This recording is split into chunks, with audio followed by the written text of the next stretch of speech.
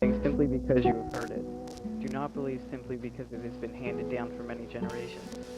Do not believe in anything simply because it is spoken and rumored by many. Do not believe in anything simply because it is written in Holy Scriptures.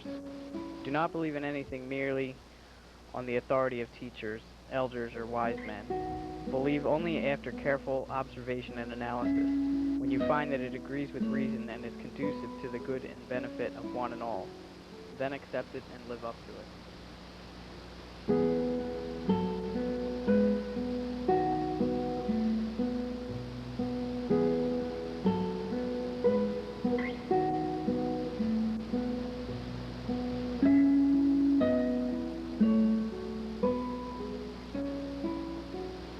In one of their songs, Aerosmith sings that life is a journey, not a destination, and how high can you fly with broken wings?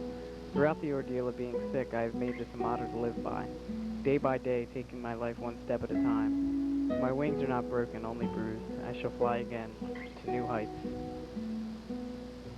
These days I spend my time resting. Plagued by chronic lethargy and muscle pain, I continuously have a gray cloud over my mind. I sleep when I can and do schoolwork one moment at a time.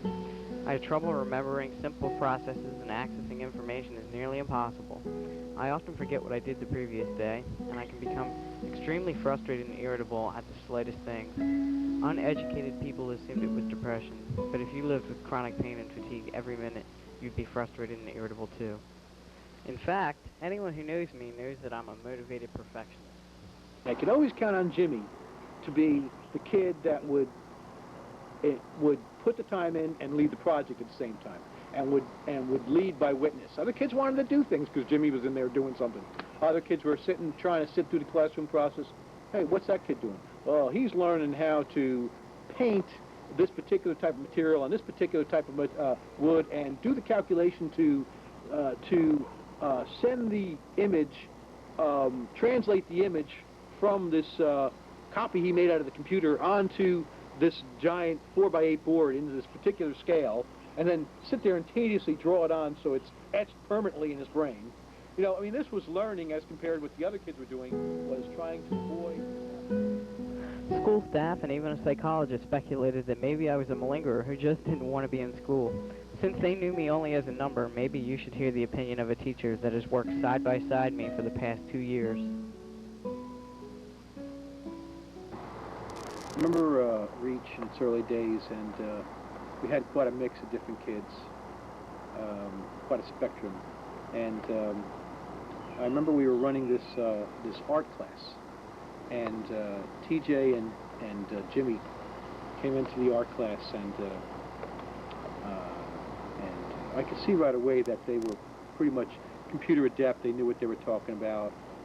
They were close friends, and they would talk about the nuances and details of these things. So I had a feeling that they were pretty high-tech. But that doesn't say much, because a lot of the kids, they didn't get things completed. They weren't really doers. And there was always this concept of you have different types of learners. You know, you have sequential learners or listeners, and you had graphic learners or visual, and then you had the manipulative hand learners. Well, all the kids who were manipulative in the what do they call those things? Bodily kinesthetic things that fit into that category. They didn't learn from manipulation. They didn't learn at all. But here was a kid who was mentally adept, obviously a graphic and a verbal sequential hearing type of learner, and we got the airbrush out, and the other kids are kind of like just farting around doing nothing. And Jimmy starts creating things, cutting out stencils and making shapes and trying different shapes, experimenting with the whole thing. So it hit me interestingly, because my first input was, well, here's a kid of high intellect, and I could see he was a kid of high mandible skills also, you know, and that was a bizarre combination. And I kind of fit in that category a lot too, as a math teacher and into the art thing. I have this spectrum of abilities and skills, so I recognize this right away in Jimmy. So all through that weird time at school, we hung together and we saw the crisis through together. And we had a lot of concepts that we talked about in the process. I mean, here it was, you know, his English teacher couldn't even show up for the class. We're sitting talking about the mythological beginnings of the Phoenix. You know, as we're creating, well, how are we going to paint this thing on the thing? You know, so you want to talk about Renaissance men, we were there. You know, we had our studio, and when we were doing things, the rest of the school could rot. We had self-actualization happening right there. It was autonomy. It was untouched by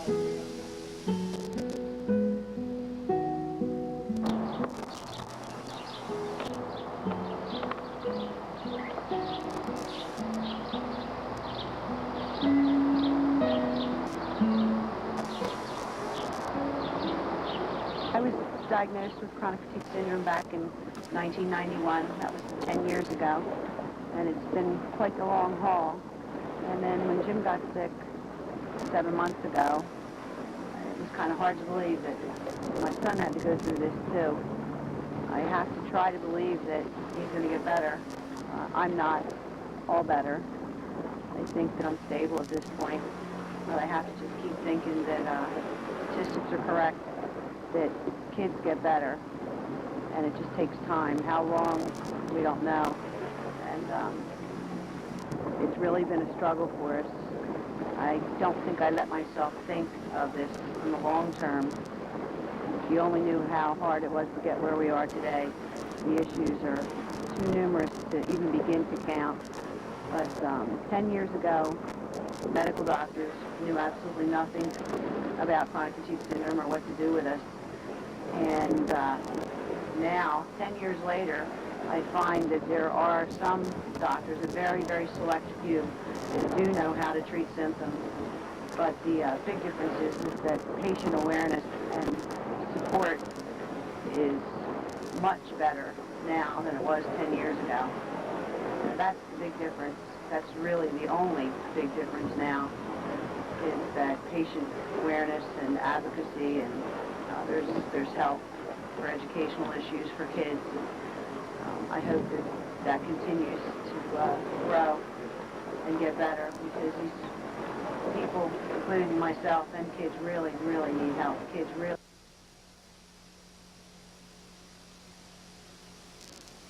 Many uneducated and ignorant school officials and doctors are quick to pass judgment. For over 10 years there has been controversy over chronic fatigue that has unfortunately made skeptics out of doctors and schools. Many of us are passed off as head cases, depressed, or lazy. The doctors and schools who don't take the time to listen are lazy. I wanted to do really well in the SATs. I'm sure Rhonda can totally understand what I'm saying here. You want to do so well because it's like, that is your status right there in high school. Right? It's your future and it's your status, because you walk around, and for the longest time I had been enrolled as a goody-goody, straight-A student. Right? All of a sudden I take my SATs. The first time I took them, I was so sick. I got like a 980 on them because I couldn't even concentrate. And you have to sit there and you have to like force yourself to get up at 8 o'clock in the morning, because it's impossible because you're exhausted. Right. I mean, I would be sick all night long. I remember the night of the SATs, I was sick until like 5 in the morning, and then I got up at like 7 to get to school. Couldn't concentrate, ready to fall asleep. Yeah. Trying to do math, trying to like, help yourself for the future. Yeah. Impossible. You can't do it. So, I mean, I ended up taking them again and again, and I got to go to store, but still, I think, I fell asleep at one point. I honestly got, I just sat there and they were like, okay, time's up, and I was like, I just fell asleep. I mean, concentration is very, very high. Next, I would like to talk to Mary Jean, who is 35, and she's been sick for 3 years, and her father, Frank, is here. And Mary Jean and I talked to Gina earlier, and she told me that she had a tumor, and she felt that was the beginning of all this about 3 years ago. About 3 years ago, I had my first child, and right after I had her, I was getting sick a lot. I was extremely tired, very exhausted, very worn out. I went to the doctors because they had continued for over 3 months, and I went to 3 different doctors. They all more or less told me, well, you just had your third child. It's very normal what you're going through. You're a mother of 3. It's normal to be exhausted because you're chasing them, you're running around. You're fine. And they more or less pushed me out the door. Okay.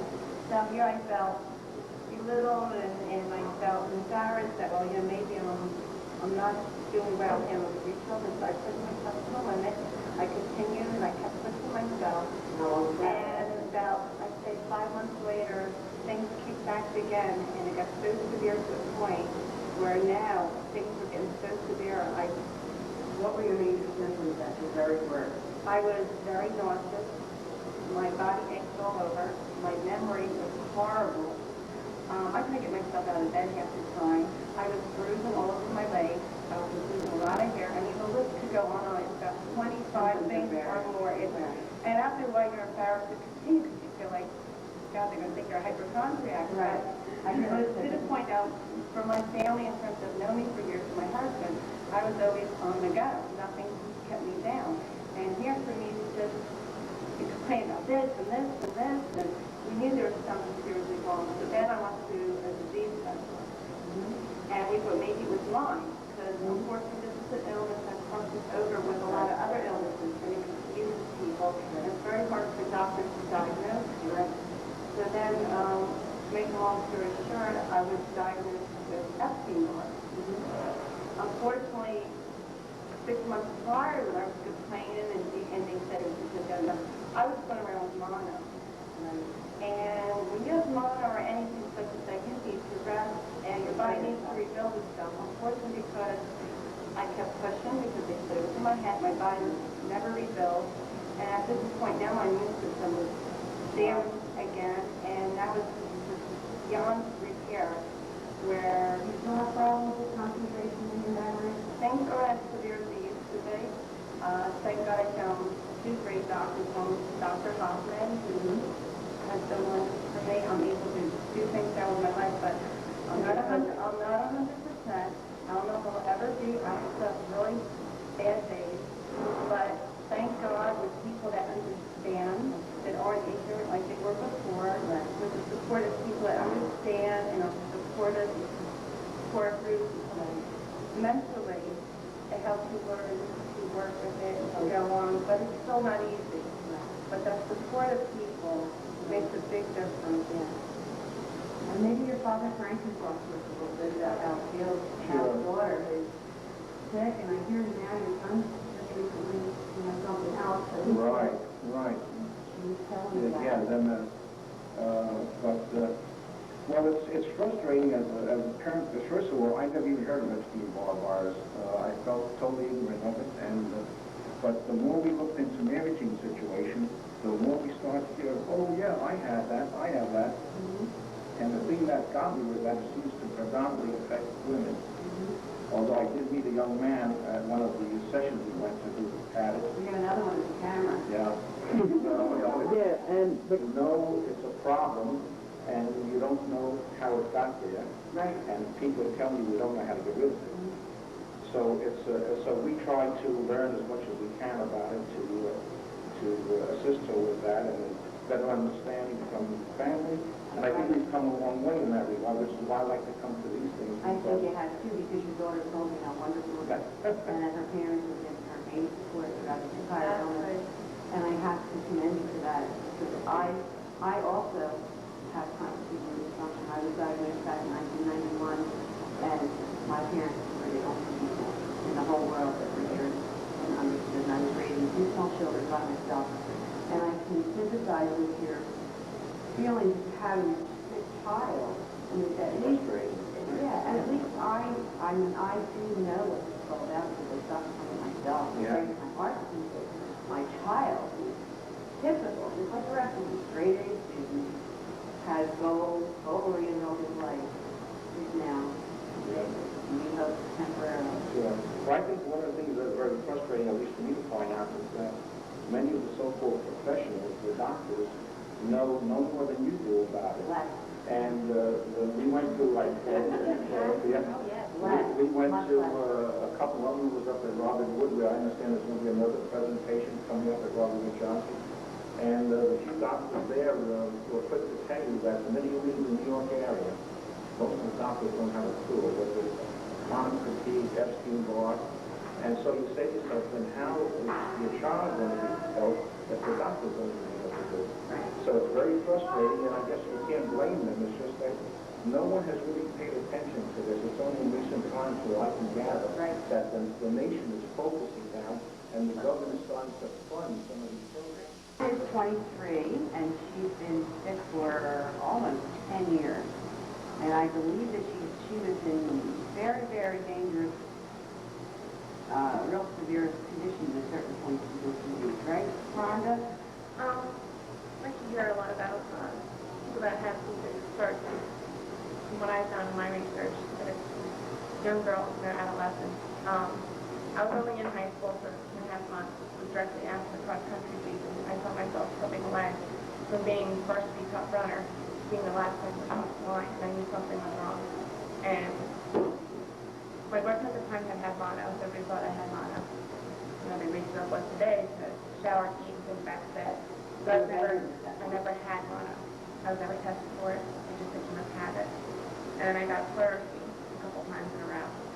Something else has to be going on here. I was in a wheelchair for 5 years. I had a feeding tube for 4 years. I lost so much. Did it start with an infection of some type for you? Was that how it started? From infectious disease specialists that I've seen, they said it was a virus of unknown origin. Because of the overuse of antibiotics on my pediatrician as a young girl, and everybody has a normal level of candida albicans, right?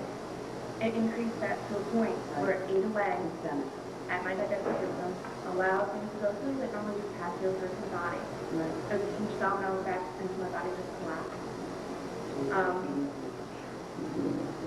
I was completely written out, and most people that I've seen, I do CAM therapy, which is complementary alternative medicine. I had an alternative practitioner who's my primary physician. My insurance company goes to my primary physician. If I need antibiotics, I feel like I'm stroke, and I'm stressed, I take antibiotics. I go to the doctor. I see them about my asthma. Pulmonologist, in fact, Basically, I have spots in my lungs. As I get older, my biggest problem now is gynecological. That's my biggest worry. I've been problem having children. Right. That's my biggest problem that I've had this year. Wow. And I missed the first 2 weeks of school because of that. So tell me way back when, were you in school, or were you on homebound instruction? I was complete homebound. They told me to quit school when I started my sophomore year. That was completely impossible. Because my teachers would come in and I couldn't get out of bed. I just couldn't roll my head over. Did you suffer from cognitive problems, memory problems? It's the organ that I feel was affected the most. Your brain. Yeah. Were you able to read and comprehend what you read? I know things are different now than when I was younger. I've adjusted. From when I remember back then, it was very hard. I did everything. It took me a long time to learn how to write. I did everything orally. I dictated everything. So your district accommodated your illness and helped you find ways to communicate. When I was first sick, I was in the 8th grade, and I became homebound around the time of my surgery. And then I was basically homebound for a year, but able to do the stairs. And then the second year I was sick, I became bedridden and was basically bedridden until around my high school graduation when a new treatment started helping. Yes, I was home tutor from 8th grade through. And are you a little bit better now? A little bit. Well, what would you attribute that to? Intravenous gamma-globulin I get once a month. Gamma-globulin. While we live, let us live. On the American dollar bill it says, "In God we trust," yet we cannot see God. We cannot put God under a microscope, and we cannot capture him on tape, yet we trust in him. Trust in the people. Hear our cries and hear our prayers. While you may not be able to see or understand our illness, please trust in us. It is impossible to understand unless you have lived it. Please believe. To excellent doctors who are understanding and caring. Dr. James Zaleski, seen above, has a 40-page resume and is globally recognized for his work on immunology. He is on the World AIDS Council and currently is the chief pediatric immunologist at the University of Medicine and Dentistry in Newark, New Jersey. He has even worked for the National Institute of Health. There's no question in my mind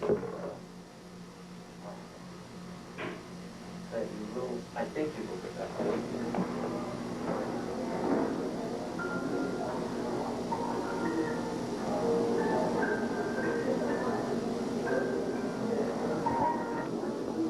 We're done. over here we've got petitions for our two senators in the state, and petitions from for the representatives.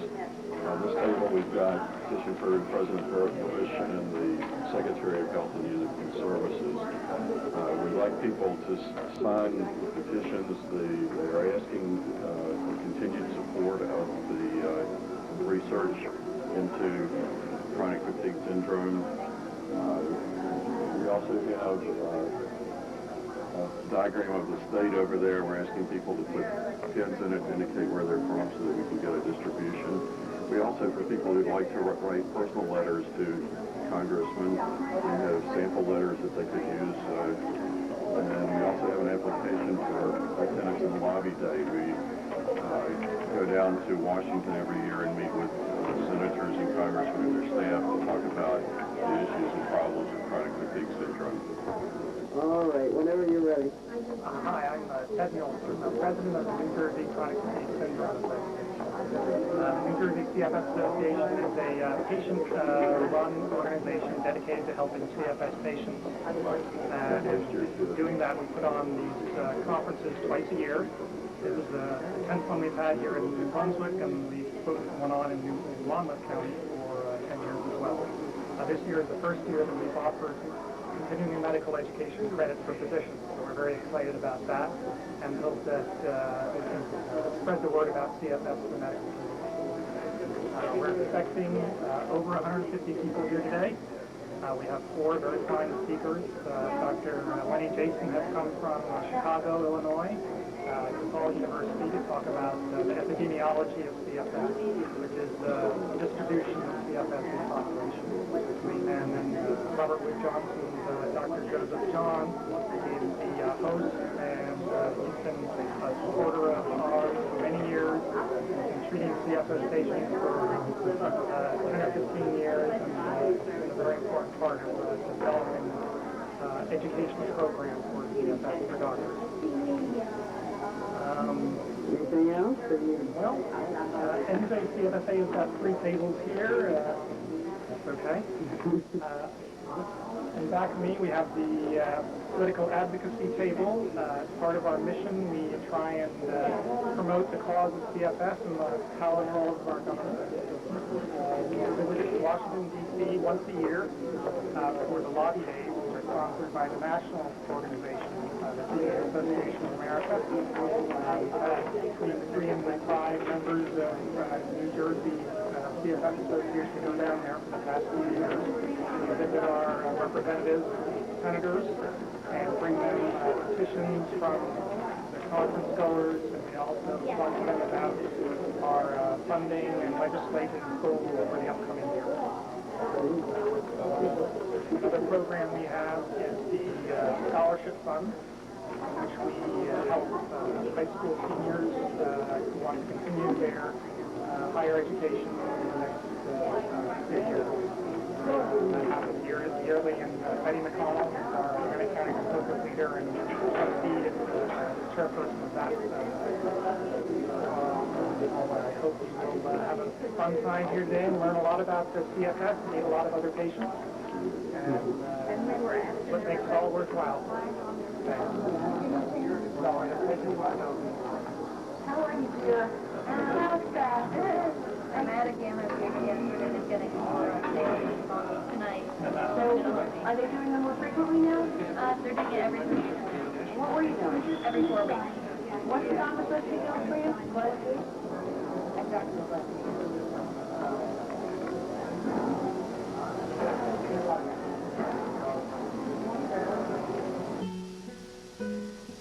Nurse practitioner Catherine Cheeseman is my primary care physician.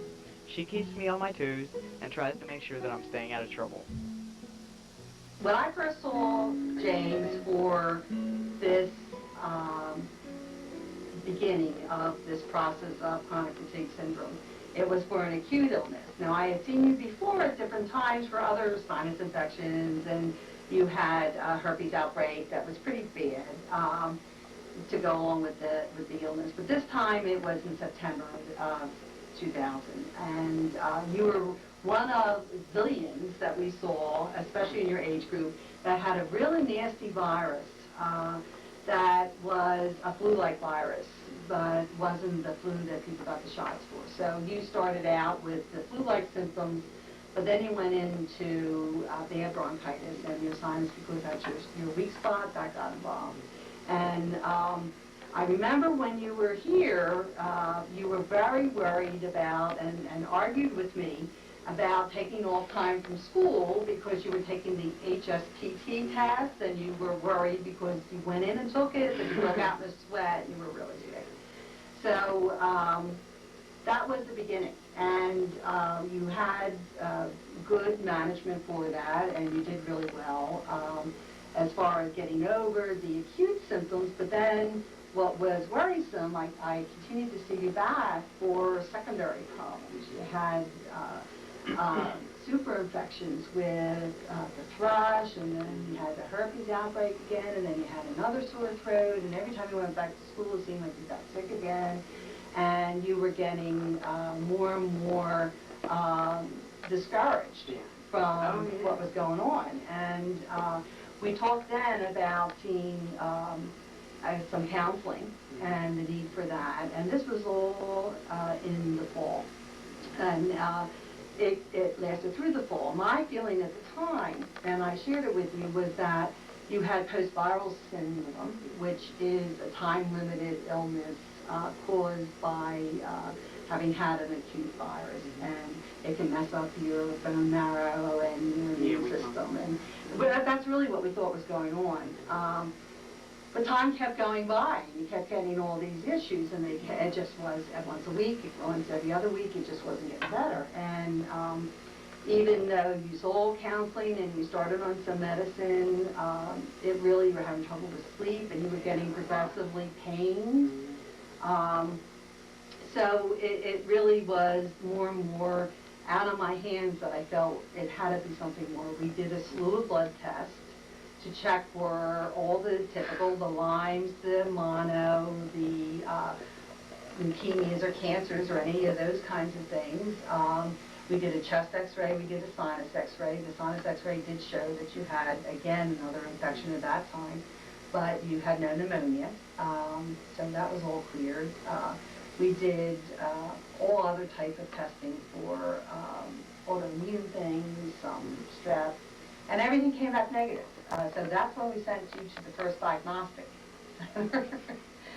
What did you feel about that? There I was diagnosed with earring and tattoo disease. Oh, right, that first You one. remember that? That was the first one. I do. That was the first one. And then there was the second one. Right.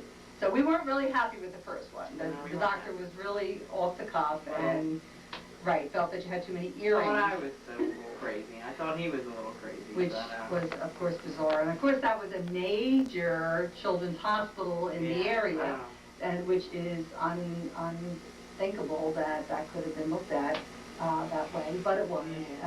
So then your mother really felt that you hadn't gotten satisfaction, wanted a second opinion, and we sent you to another children's institution. We thought he was really going to help. We were really optimistic, hoping that he was going to help, and I don't know, it got tangled somehow. I honestly don't remember exactly what happened.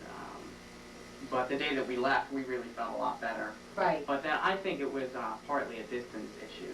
Mm-hmm. That you know what I mean? The communication wasn't right, or I don't know. Well, he did, the second diagnostic center physician did diagnose chronic fatigue syndrome with some mild depression, and nobody all the way through, including your counselor, could identify whether the depression was secondary to the chronic illness, which of course is well documented that that's a normal issue, or whether it was just depression preceding it and continuing with it as the chronic illness came on. So you were on medication for that, so that really was under management and should not have been continuing to be part of your feeling so fatigued.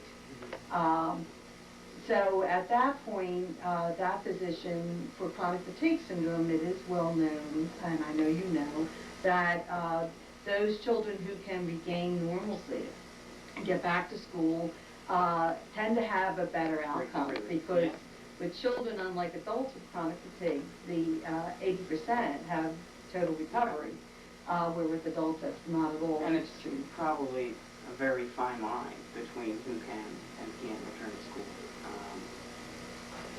And I think because the patients themselves are the only ones that really know how they feel, that's a judgment call, a real judgment call.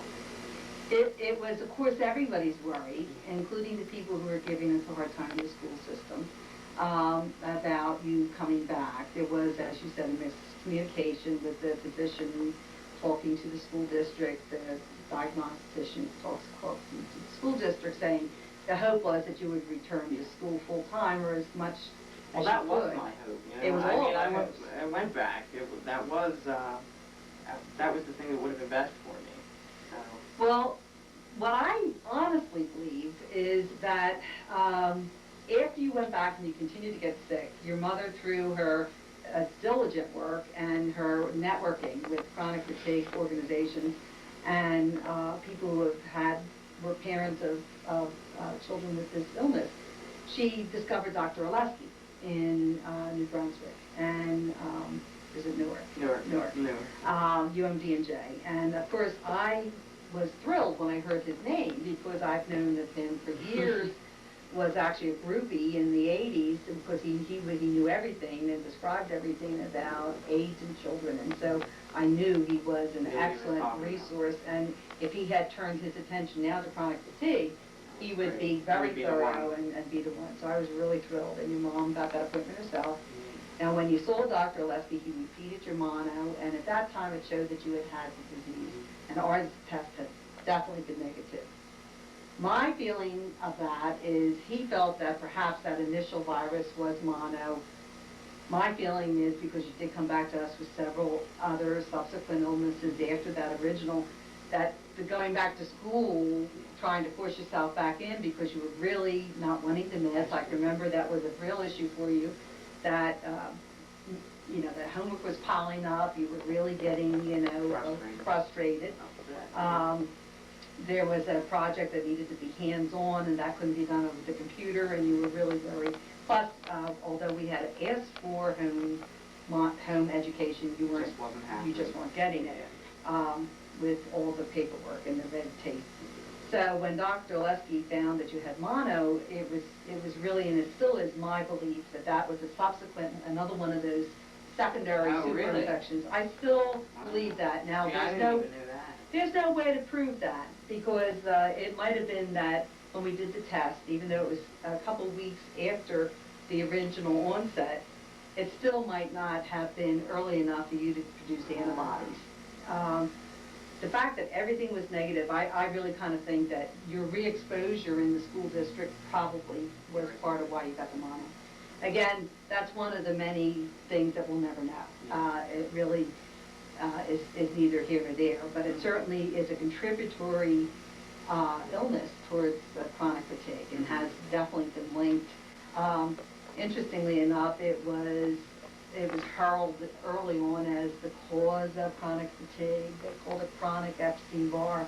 And then as controversy of this whole illness goes in the literature and people who research it, there was a time when it was out, oh no, it's never mono as part of this, and then a lot of the literature, a lot of the speakers, and I know you've been to some conferences on this, it seems that everybody doing their research looks at it from their own point of view and identifies that factor as the only cause.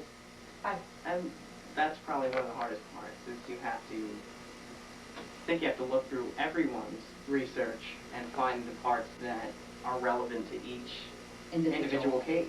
Exactly. So we just have such a broad variety of symptoms. And if you look at other really chronic illnesses, really multifactorial, as we call them, illnesses like diabetes or cardiovascular disease or cancer, it's well known that something can have variations of presentation. So different people look different. Different treatments work differently. It can work now, it might not work later. There's a big picture to it. And as you said, everybody responds individually. What's frustrating is at your stage in life, there's the good news and the bad news of that because of your age. The good news is that you're considered in the age group that 80% recovery within 5 years. Not so many recover early on within the first year. Mostly it's the second to the fourth year that's the best recovery. So that to me is wonderful news, and I really believe that that's where you are. Excuse me. The other part, the bad news is that you're in an age where you need to be with your friends. School is not just for learning, it's for socialization. And the way the system works, you either have to be in a bed-bound situation, or you need to be up and running full speed. There doesn't seem to be much. Well, the idea at first, when I first went back, it was 150%. Right. You know, and that's just impossible. It doesn't work that way. Because you're trying to do what you were having to do, plus catch up on more, and I wasn't ready to do 100%. Right. So. Right. And through your mother's efforts, a great deal of your mother's efforts, through my communication. And hours of phone calls. Hours of phone calls, lots of faxes, lots of letters. Mistakes from giggles. And Dr. Oleski's prestige and credibility, I think, have swayed this to your benefit. What we always worry about, I mean, according to Erickson, a theorist on growth and development, your age group is for identity versus role confusion. That's the task of your age group, that you were to achieve your identity. And my good feeling about you doing that is that you weren't 13 when this happened to you. Think of you as a preteen, and you have to be like everybody else. You had a sense of self. You had just made a change into charter school, you know, so you had already looked at some of those things. Where am I going in life? What am I going to do? Oh, yeah. I was 12 when that happened. Well, that's Believe good. it or not. That's the beginning of that. And so you, thank God, when this happened to you, you had some of that under your belt.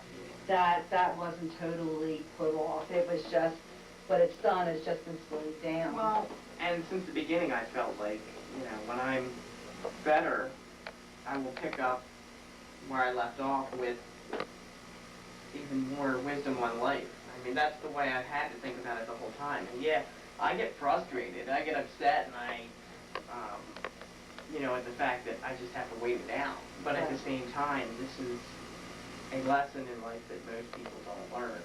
So it's a bigger than life lesson in life, Jim. I mean, it's more than most. It's a person who's gone through those, like I said, those other types of major illnesses, cancer. You learn more about yourself and about the meaning of what's important when you experience this type of chronic. Because, boom. Right. Your life's waiting for your face. You know exactly who you are. Exactly. And you know that the answers are not all in medicine. The answers are in a holistic approach, you know, that nutrition and physical exercise, but not, I remember arguing with you, how many times did I tell you, you can't go to the gym and do everything? I remember on the phone telling you that, and it'd be like, oh, I'm just doing a little bit, and it's like, and then you'd be exhausted for days. I did all right most of the time. You know what? Sometimes I did push myself to the point where, you know, it was not a good thing. But I don't know. It was stupid. Well, but at the same time, sometimes you just have to misbehave. It makes you feel human. Well, you're that personality, and you are a go-getter. I want to do what I want to do and when I want to do it. You want to be able to do the normal things, normalcy and more. And you always have been that kind of person. In the letters I wrote in this case, it always was that, you know, if anybody deserves consideration, it's Jim, because he is not sitting on his laurels trying to get away with anything he can and make hay out of this whole situation. And there's a lot of skepticism from schools and also from physicians. Oh, absolutely. All the way around. Absolutely. And, you know, we talked before, one of the big parts of what the Chronic Fatigue Association of America will tell you, and what my video will now tell you, is that you almost have to help to educate Yes. doctors and schools and anyone who is willing to listen. And those who are not willing to listen, you know, that's horrible. But, Well, it's the pure explanation of a chronic illness. A chronic illness affects every aspect of your life and your family and your growth and development and your economics and everything. It's across the board, everything is affected. And even though it's called chronic, if people don't necessarily, because of whatever the rationale is, they buy a theory, they buy a piece of the puzzle instead of the whole. You have to look at the whole picture and be very individualized. And in today's world of healthcare, a shotgun medicine approach to healthcare instead of a holistic approach, so much can be lost between the cracks. And I mean, even today, I mean, we touched on at least 5 different areas of how you're coming along in the different parts of your recovery. to my geometry tutor, Ms. Vogt, I want to thank you for making me think and for asking me questions instead of giving me answers to ensure that I'm really learning. You are definitely dedicated to your work, and I don't think that I could have gotten a better geometry teacher. I'll never forget what you did for me this year. Thank you. Miss Hamlin, my botany and zoology teacher, thank you for your dedication, for your patience, and your creativity.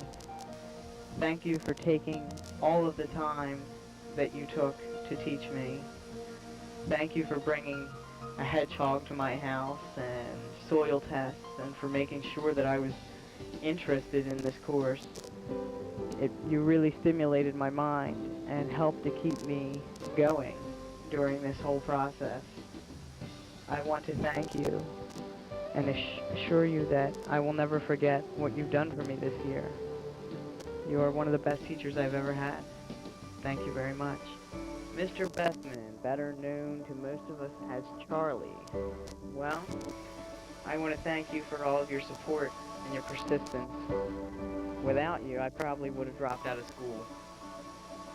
You've been not only a great teacher, but a great friend, and you've taught me more about myself than I ever knew. Thank you for your faith in me. Thank you for your guidance, and thank you for your hours and hours of work. I don't know what I would have done without you, and I'll catch you on the beach. Ted Nielsen, President of the New Jersey Chronic Fatigue Syndrome Association.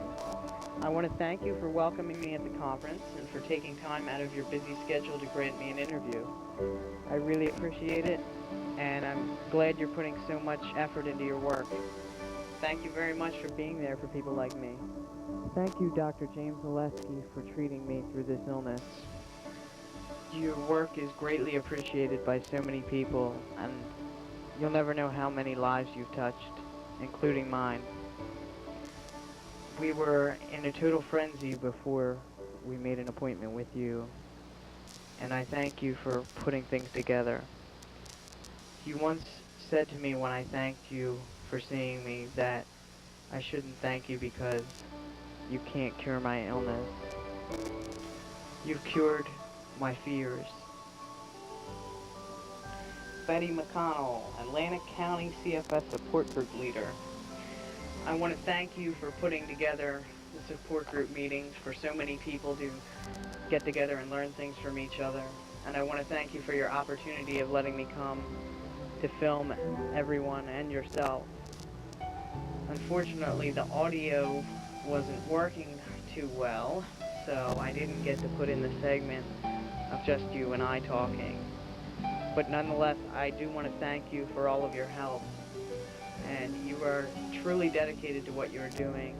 And it's people like you who have made that difference in 10 years, who have put the word out there, and who have gotten the doctors educated. Thank you for your continuous work. It is appreciated. Nurse practitioner Kathy Cheeseman. I want to thank you for your hours and hours of work and phone calls. I want to thank you for your traditional and holistic approach to treating my illness. And I want to thank you for always believing me. You've become not only a doctor, but a second mother to me. And I want to thank you for your guidance and your support and your non-stop work at making sure that I get whatever I need. Thank you so much. There is a light at the end of the tunnel. A light so bright that when you finally reach it, you will know the meaning of your life. You will know why you were put on this earth, who you are as a person, and your heart will finally meet your soul. So I say to you, as a fellow dreamer, sit in the park and watch the squirrels play. Watch the butterflies flutter and listen to a bird's song. For life is a long fairy tale, and this is but a short chapter in the book of life.